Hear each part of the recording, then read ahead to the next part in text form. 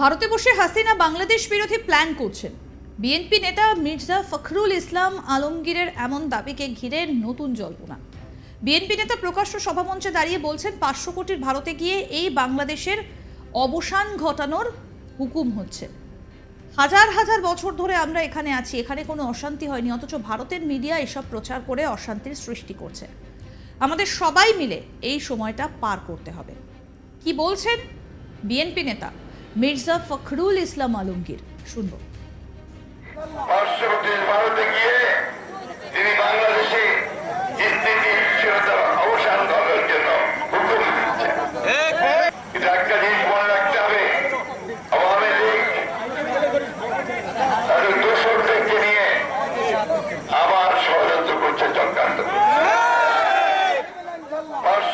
ভারতে গিয়ে তিনি বাংলাদেশে স্থিতিশীলতার অবসান করার জন্য হুকুম দিচ্ছেন। একটা বাংলাদেশে সাম্প্রদায়িকতা হচ্ছে, এটা বলছে না? হিন্দু সম্প্রদায়ের উপরে আক্রমণ হচ্ছে, বলছে না? হিন্দু সম্প্রদায়ের লোকেরা আমাদের ভাই, হাজার হাজার বছর ধরে আমরা একসাথে আছি, এখানে কোনোদিন হয় নাই, হয়েছে? অথচ তারা এই সমস্ত কথা ভারতবর্ষের বিভিন্ন মিডিয়াতে বাইরে ভাব করে প্রচার করছে।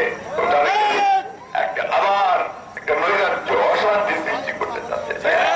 বন্ধুগণ, এই কঠিন সময়টা আপনাদেরকে খুব সাবধানে পার হতে হবে। কোন নৈরাজ্য সৃষ্টি নয়, কোথাও হামলা নয়, সমস্ত মানুষকে একসঙ্গে করে আমাদেরকে এই সময়টা পার করতে হবে।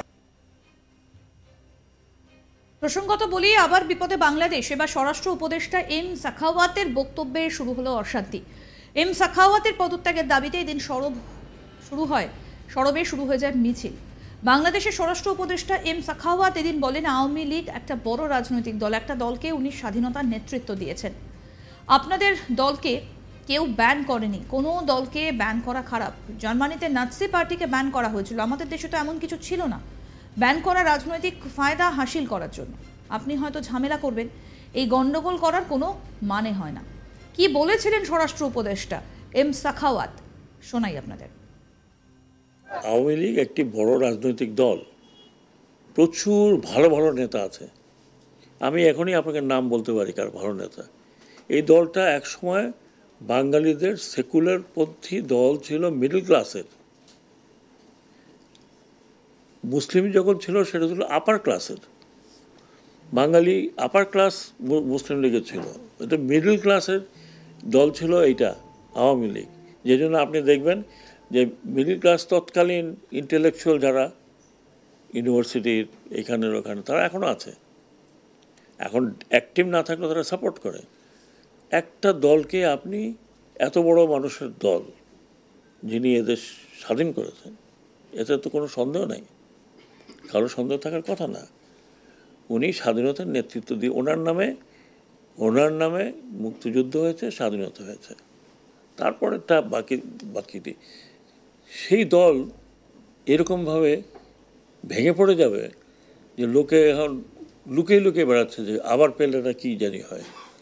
আমি ওনাদেরকেও আশা দিচ্ছি, কথা দিচ্ছি যে আপনারা দল গুছিয়ে নেন। আপনাদের দলকে তোকে ব্যান করা নেই।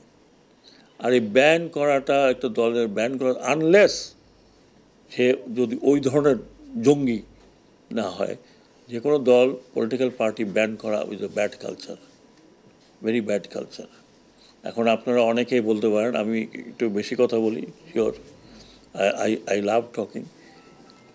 আপনারা অনেকে বলে যে জার্মানিতে নাৎসি পার্টি ব্যান করা হয়েছিল। ইয়েস, সেটা করা হয়েছিল ইন দ্য কনস্টিটিউশন।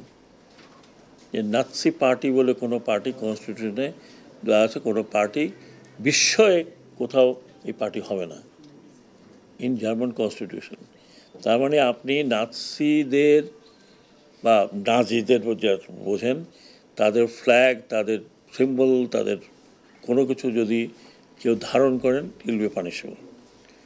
আমাদের দেশে তো এটা করে নাই। বঙ্গবন্ধুর 1972 কনস্টিটিউশনে কোনো পার্টির নাম তো ছিল না, এই পার্টি ব্যান করতে হবে, ওই পার্টি থাকবে না, ওটা থাকবে না। তো মুসলিম লীগও তো ছিল, মুসলিম লীগও তো ছিল, সব দিকে ছিল। পলিটিক্যাল পার্টিকে ব্যান করা, এটা পলিটিক্যাল ফায়দা হাসিল করার জন্য। আজকে মনে করেন আমি যেটা বলতে চাই না, আরেক পার্টিকে যদি বলে তুমি এই করছো, তুমি এই করছো, তুমি এই করছো, তোমাকে ব্যান করবো, চিন্তা করেন। So political party will function like political party. আপনিও তাকে দিয়ে একে দিয়ে গন্ডগোল করাবেন, আমি আসতেছি, আমি যাব। আপনি আসবেন, আপনার দেশ, আসেন না কেন? হু স্টপস ইউ? নাগরিকত্ব তো কারো যায়নি। নাগরিক 21 বছর প্রধানমন্ত্রী তো করেছেন, আপনি স্বেচ্ছায় চলে গেছেন, কেউ যেতে বলেন নাই। আপনি স্বেচ্ছায় গেছেন, আপনি ভালো থাকেন, আবার আসেন। আমরা সবাই আপনাকে শ্রদ্ধা করি না, অশ্রদ্ধা করছি না। বাট এই গণ্ডগোল পাকাবার তো কোনো মানে হয় না। এই গণ্ডগোল পাকায় তো লাভ হবে না, বরং লোকজন আরও ক্ষেপে উঠবে। তো that's not how you do it. আপনি চিন্তা করেন, আমি প্রতিবারই বলি, আবার মনে করেন না যে আমি জাতীয় পার্টির লোক। জাতীয় পার্টির কী দশা হয়েছিল, কিন্তু বেঁচে গেল কেন? হোসেন মোহাম্মদ এরশাদ জেলের মধ্যে চলে গেছে, এইটাই ছিল তার সিম্বল।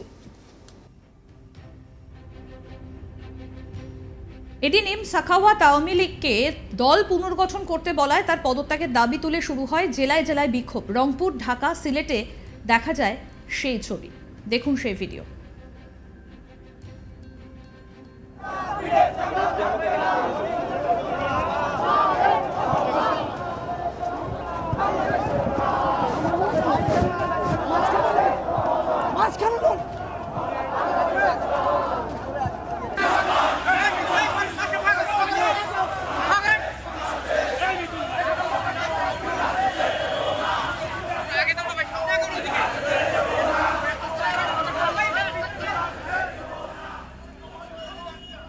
এবার বিষয়, যে কোনো স্বাধীন দেশে এমন আচরণ লজ্জাজনক। কোনো রাজনৈতিক দলকে এভাবে ব্যান করা যায় না, যে কথা বলেন এম সাখাওয়াত তাও যথেষ্ট তাৎপর্যপূর্ণ। তাই তার পদত্যাগের যে দাবি উঠেছে তা নিয়েও শুরু হয়েছে নিন্দার ঝড়।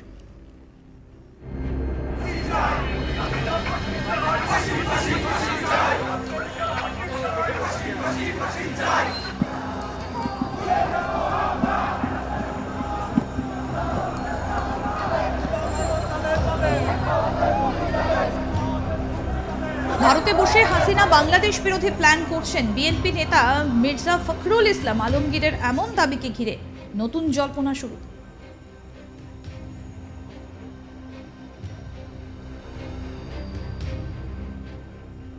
দেখতে থাকুন আজ তাক বাংলার ইউটিউব চ্যানেল, সাবস্ক্রাইব করুন।